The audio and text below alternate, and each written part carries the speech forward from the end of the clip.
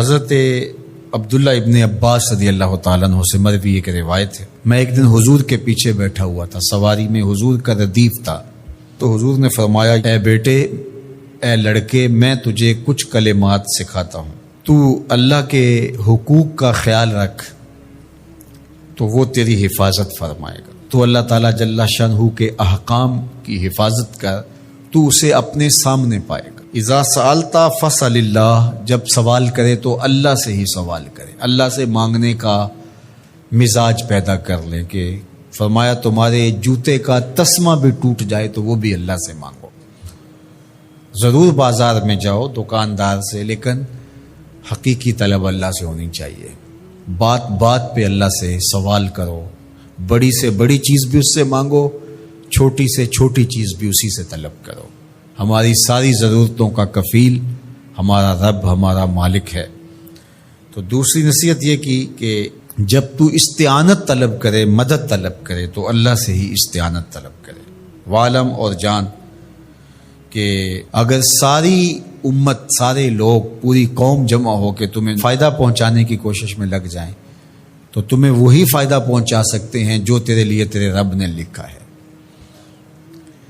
اور فرمایا وَإِنِ اجْتَمَعُوا عَلَىٰ أَن يَضُرُّوكَ بِشَيْءٍ، اور اگر تمہیں نقصان پہنچانے کے درپے ہو جائیں، لَمْ يَضُرُّوكَ إِلَّا بِشَيْءٍ قَدْ كَتَبَهُ اللَّهُ عَلَيْكَ، تو تجھے صرف وہی نقصان پہنچا سکتے ہیں جو اللہ نے تیرے لیے لکھا ہے۔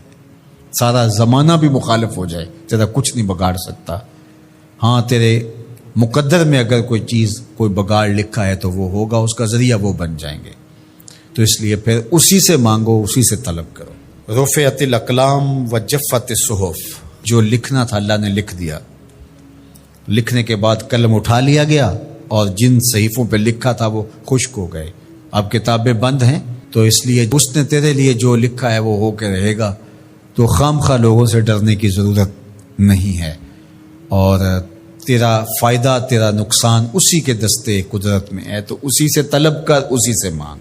اور فرمایا تو اللہ تعالیٰ جل شانہ کو رخاء میں، خوشحالی میں یاد کر، یعرفک فی الشدہ، وہ تجھے مشکل میں پہچانے گا۔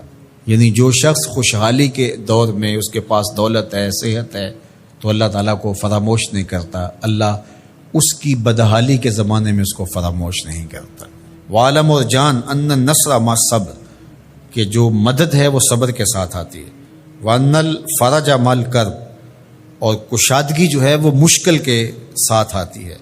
وَأَنَّ مَعَ الْعُسْرِ يُسْرًا، اور سہولت جو ہے وہ مشقت برداشت کرنے کے بعد آتی ہے، تنگی کے بعد فراخی آتی ہے۔ پہلو مشکل پھر تمنا، پہلو کنڈا پھر پھول، شاید مگروں پہلو مکھیاں ڈس دیاں ڈنگ والیاں۔